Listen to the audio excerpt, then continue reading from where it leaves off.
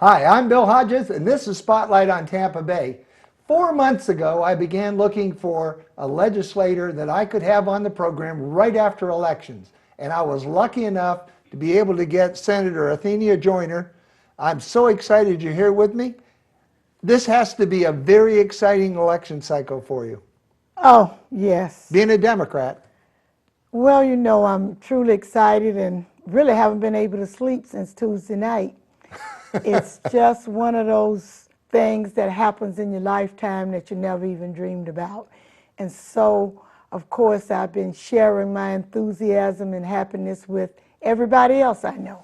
Well, I can relate to it because I'm excited myself that we're going to go into a period of time at least where the politics of fear are overcome by the politics of hope. And I really look forward to the American public coming together and doing something really great.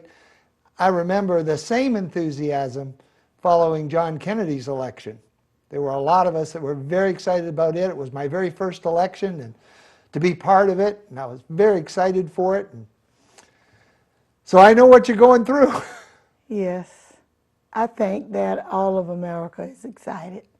And I know that the young people that I've had the opportunity to work with over the last few months, the many volunteers in the Obama campaign, they were just so excited and so much so that most of them took off from school this semester just to be a worker, a volunteer in the campaign, and that says a lot. Well, we were talking, Representative Gloriosa was on my other program that parallels this one during the month.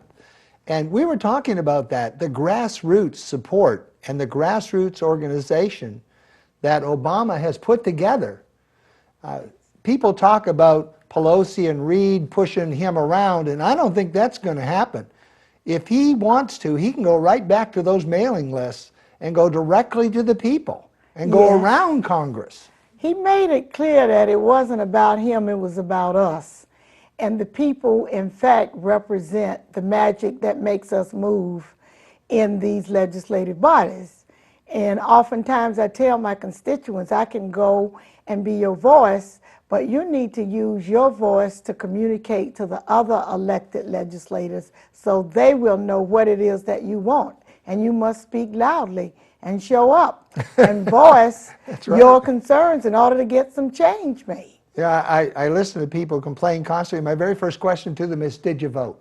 I don't care which one you voted for. Did you vote? If you didn't vote, shut up. That's right, because your voice is your vote. And if you don't vote, then that means you don't want to be a part of the solution. Let me ask you a very quick question. I ask every politician that I have on the program this same very same question the first time they're on. Why, given that you're a very talented lawyer and have a very good job as an attorney or a partnership as an attorney, would you take a job that has the lowest esteem in the nation, probably the lowest per hour pay below anybody doing menial labor? Why would you put yourself through this kind of thing? Well, for one, I'm really enjoying it. To me, life is all about what you put in, and that will measure what you get out of it. And if you don't enjoy what you're doing, then you need to find something else to do. And all of my life, I've been involved in the community and working on the outside as a student in the civil rights demonstrations, in college, in the demonstrations, being arrested as president of the National Bar. I participated in the Free South Africa movement and was arrested in Washington in 1985. And in 1999, I was asked, why don't you run for the legislature? And I hadn't given it a thought because I worked in campaigns from Shirley Chisholm to Jesse Jackson to Jimmy Carter, Bill Clinton. And so I was enjoying that part of it, being that volunteer that made it happen, that was right in the thick and thin of it, from standing on the corner to knocking on doors to making speeches, whatever it took to push my candidate. And so when I was asked, I said, oh, I don't think so. I like being on the outside. You can raise a little more cane on the outside. And I thought about it and went home and talked to my family and talked to a few friends, and they said, well, that's what you've been doing all your life anyway. Why not formalize it and be elected by the people? And I undertook the campaign, and I was elected in 2000, and I got up there and found out that this was really made for me. Working with people on both sides of the aisle, having the opportunity to debate issues, strategizing, reading bills, learning the rules, because you must know the rules if you're going to effectively participate in the legislature. I got on Candace's mailing list, and so when she sends out those blasts and all those things, Yes. I'm beginning to see what's going on with the Hillsborough delegation at least, and Candace does such a great job there. She's remarkable. I'm just so, she's going to retire one of these days. She was counting when she was on my program how long she had left. But it is a lot of homework. Oh, absolutely. You've got to be committed to this job if you want to be effective. I consider myself effective. I love it. I love the challenge and the thrill of winning. And some people think that it's all about passing bills, but there's great joy in defeating bad bills. So when you put it all together and developing relationships across the aisle, the Senate is a wonderful venue for that to happen. And I've been able to get in and have one heck of a good time. Well, you know, your face just lights up, but you are an attorney Yes. in real life, right? That's right. And where are you an attorney? Are you in sole proprietorship or sole No, attorney, or are you in a I'm the partnership? majority shareholder in my law firm, Jordan Homes. And my area of specialization is probate, guardianship, and real property. I love practicing law when time allows now, because as you know, the legislature meets. Well, you make so much money as a legislator, you really probably don't have to do that, right? $28,500. That's the big salary, because we took a pay cut last session also. And the legislature meets 60 consecutive days a year, the first Tuesday in March through the first Friday in May. And that's all you have to work is those 60 days, right? I wish. No, you have committee meetings. And in off years, when there's no election, no general election, you start committee meetings in September through February. And then session starts, you get a... Mean you got overtime? Then session starts in March. We usually go up 2 weeks every month, sometimes 3 weeks, and from September through February. And if the governor or the two heads of the branches of the House and the Senate decide to call a special session, then we have a special session in the middle of committee meetings. So you really only are working 6 months then. From February to September, you don't have any jobs you have to do? Well, you come home in May. In May and June and July and August, you are basically off unless a special session is called during that time. Nobody calls your office, you don't have to do well, no, you have constituents everywhere you go. Church, funerals, the grocery store, outside to get your mail in the mornings. But I want you to know that the joy of that is sometimes the very best bills, the best ideas emanate from your constituents. They'll say, well, you know, Senator, I think that we need to do X, Y, and Z. And I said, aha, that sounds like a good bill. So right now, I have some ideas from constituents that we're working on just to see if possibly I can be successful in it, because then you go back, you talk to the stakeholders, because you don't want formidable opposition, but of course, you can't avoid it sometimes. And if you fervently believe in it, then you go ahead and say, I'll take them on. I want to try to make this idea into a law. This Hillsborough delegation, and I don't know a lot of the politicians statewide, but I've gotten to know a good share, Rousseau, Reagan, McKeel, all these folks I've had on the program, now yourself.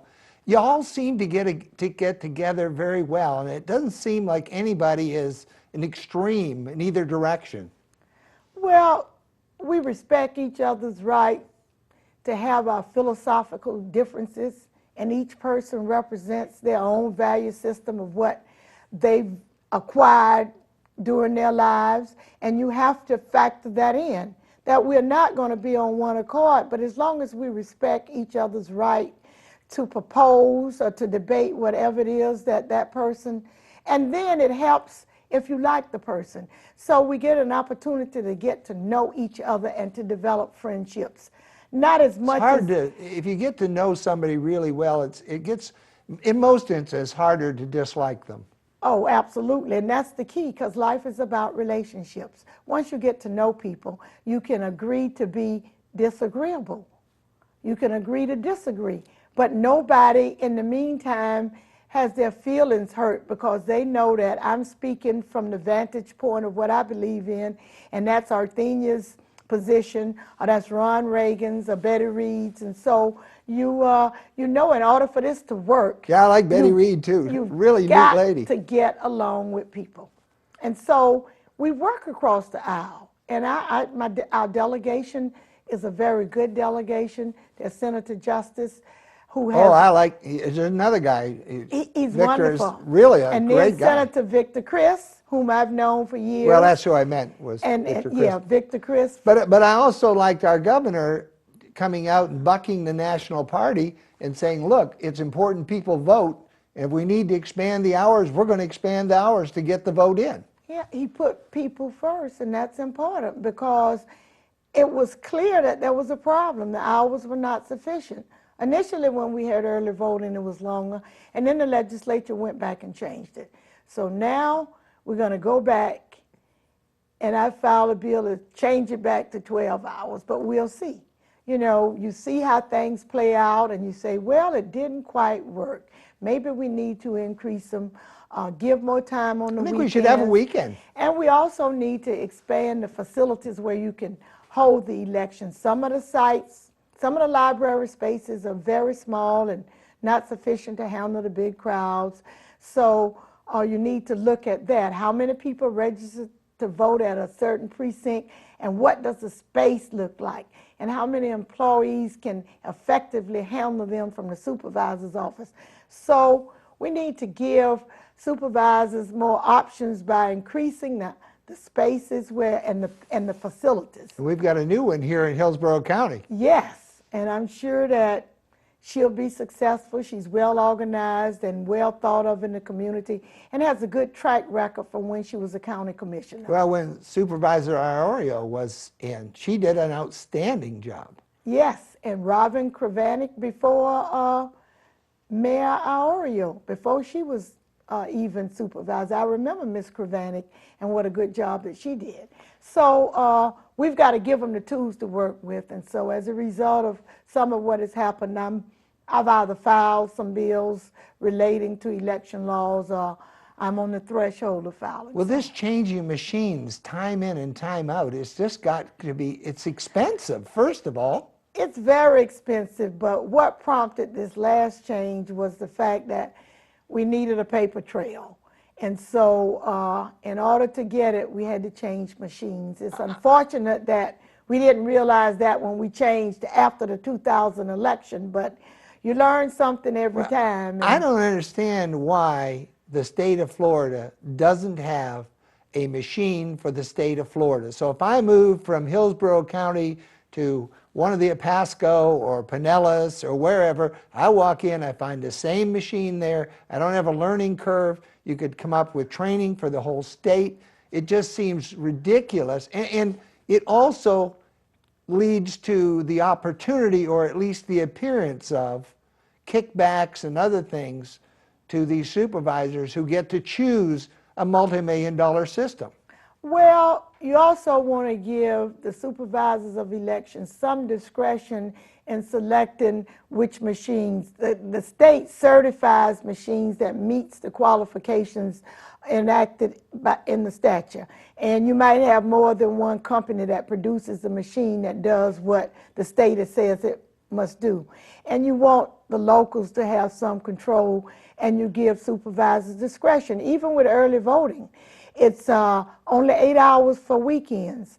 So a supervisor could have 4 hours on Saturday and 4 on Sunday, or 8 on Saturday, or and none on Sunday, or 8 on Sundays. So that discretion was given to them by the legislature. And I would respectfully disagree. I think the state could cut a better deal if they if they chose a machine and went with a machine for the state. And I think election should be run at the same time statewide. Well, But that's my opinion, and I'm not somebody running for might, office. and somebody might propose that in the next session. We don't know. I'm proposing some changes to go back to some of what we had after the 2000 elections. So who knows what will happen as it relates to that. I just know that we do try to give some local control to our elected officials. I was glad Ohio took some of the effort off of us, some of the national spotlight off us this year with their screw-ups. Absolutely.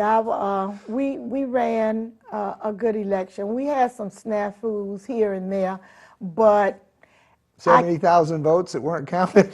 yeah, but I mean, that was just in one county in the whole No, state of unfortunately, Florida. it was ours. Unfortunately, it was Hillsborough, and culpability could be either way. It could be the machines, it could be human error. Right. That is yet to be known. And maybe we don't even need to know that if things are going to go straight. Yes, but at I'm this not a point big in one looking time- for blame. I'm looking for That's ways right. to fix it. I was mostly concerned about the integrity of the process and keep making sure that the people knew that the state was available and would provide some on-site overlook, because Senator Justice and I wrote a letter to the governor yesterday and said, just a moment now, this is 1 out of 67 counties that has not yet delivered its tabulations, and we want you to take a look at it.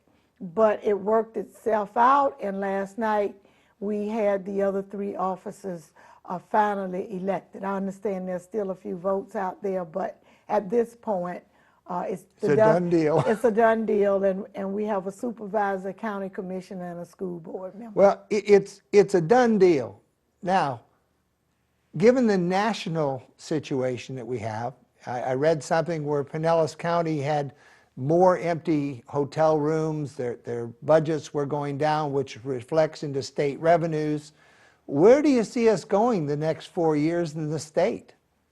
Well, you had to cut the budget this year. And we're going to have to cut it again next year. There's a projected deficit, if I'm not mistaken, of approximately $1 billion.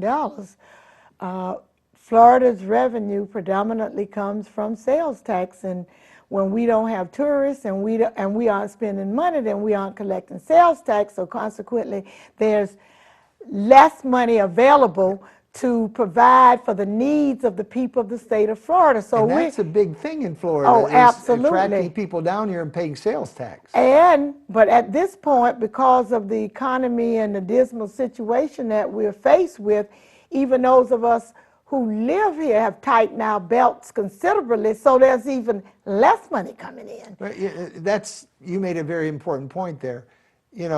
When people talk about we're not being taxed more, and gas goes from 99 cents a few years back to $4, that takes a big chunk of disposable income out of a whole lot of pockets. Oh, absolutely. Now fortunately we're dropping back again, and I doubt it'll drift too much lower, but the fact is at least it's almost half of what it was. Yes, and that's a good thing. Maybe we get some tourists. That's a good thing. Let's just hope that we can maintain that stability in that, because I saw where it had even dropped more a barrel last night.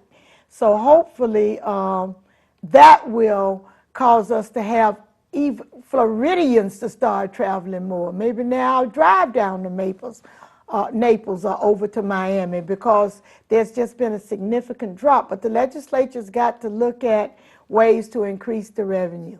There's some sales tax exemptions that we need to look at. There was a bill filed to increase the tax on cigarettes. That was heard in a committee and it passed, but it didn't go any further. So we've got to look at some options. We've got to decide that we've got to find ways to adequately fund. I think that we've cut to the bone now. nobody likes taxes. Nobody. I don't like to pay taxes. I hate paying taxes. But I also understand that I'm one of the fortunate people in this country. You know, God's been good to me, and I've worked hard, and I've had a lot of good breaks. I bought things at the right time, sold them at the right time. And if I have to pay a couple of $100 more in taxes, it's not going to hurt me. Not like it would the people at the bottom, who a couple of $100 can mean the difference in whether they get their drugs or whether they get different things. The idea that no taxes, I just, you know, and I'm a conservative in respect to fiscal conservative. I'm spending, you cut your spending down to zip if you have to. Yes. But if it gets to that point and it starts cutting into the meat, then we've got to look at it. And somebody has to stand up and be willing to say, you know, Winston Churchill made the statement, I have nothing to offer but sweat, blood, and tears. And yet the people rallied behind him and said, okay, if that's what the case is, that's what we have to do. We're going to do it to be successful. And America has that same power. If we have leaders who are willing to stand up and not pander. And that's what I'm hoping in you and Glorioso and all the people I see. Governor Christ. Yes, because the challenge is much greater now, because here we're going into another year of a deficit.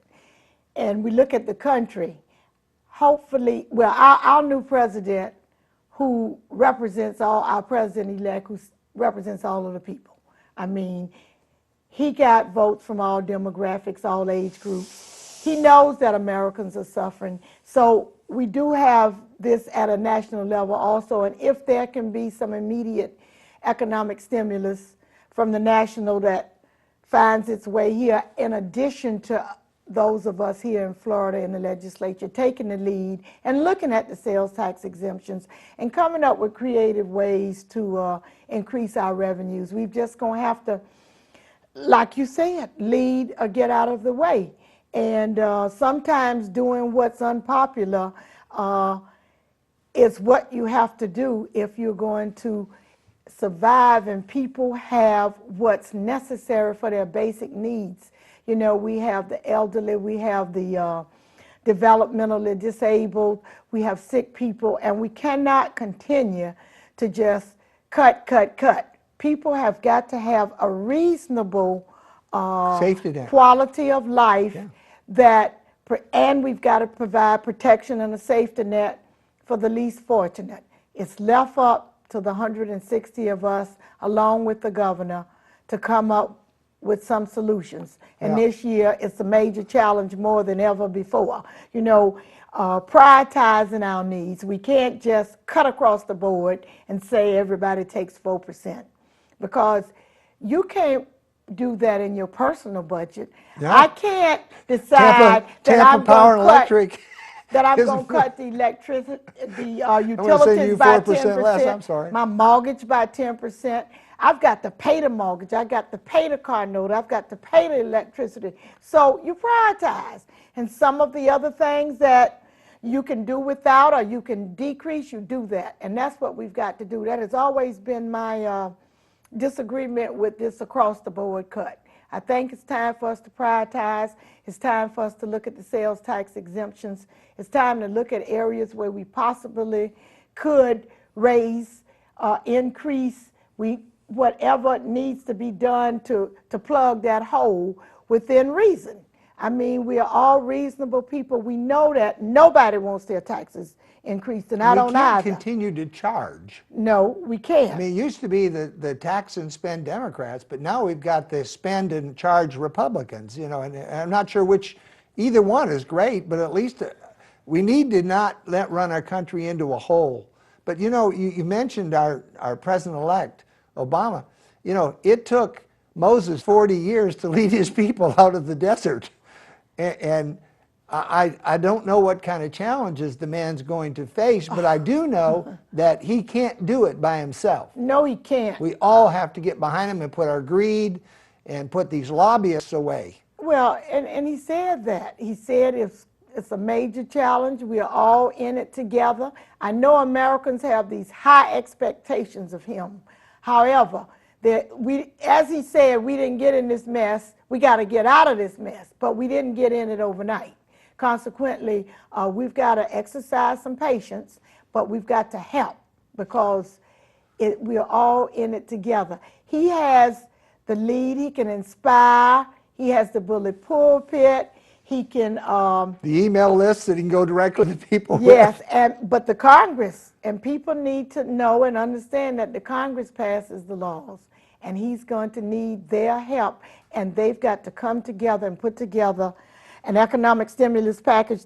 That's the first thing that we really need to try to do, and to look at health insurance and some of those things that he wants to do, but we're going to need everybody's help as we work with him in this role as our leader. I'm impressed with, well, Adam Putnam just came out, if you remember, just recently he came out with a statement that he was going to turn down the leadership role in Congress so that he could do more of what he thought was right rather than what the party thought was right. And I think this is a wonderful step in the right direction to have people saying, okay, it's time. I can step up. Ideology is fine, but people need help. And I think, and I hope I'm not putting things in Adam Putnam's mouth, but that's where the article I read, it came off that he said, I'm going to do these things for the people now, rather than the party. This election season has brought about the need for those of us who are elected to recognize that the people want change, and need help more than ever before. Consequently, it's going to require us to rethink how we are going to address this, all of us, those of us at home, those of us in the legislatures, in the city councils, and the county commissions. Everybody has got to visit this. What can I do? Senator Joyner, we've just run out of time. Really? I am so excited, and I hope you'll come back and be with me again. I'm Bill Hodges. This is Spotlight on Tampa Bay. We've just been talking with Senator Joyner, the senators from the 18th District here in Florida. You're unique, you're special, you're great. Tell yourself so often, because you are, you know. Watch the program, and if you'd like special guests, let us know. Congressman Joyner, I already got you in Congress. I don't Senator think Kathy Joyner. Castor would like. Kathy, I love the Senate. I just Thank you for being here. Thank you for having me.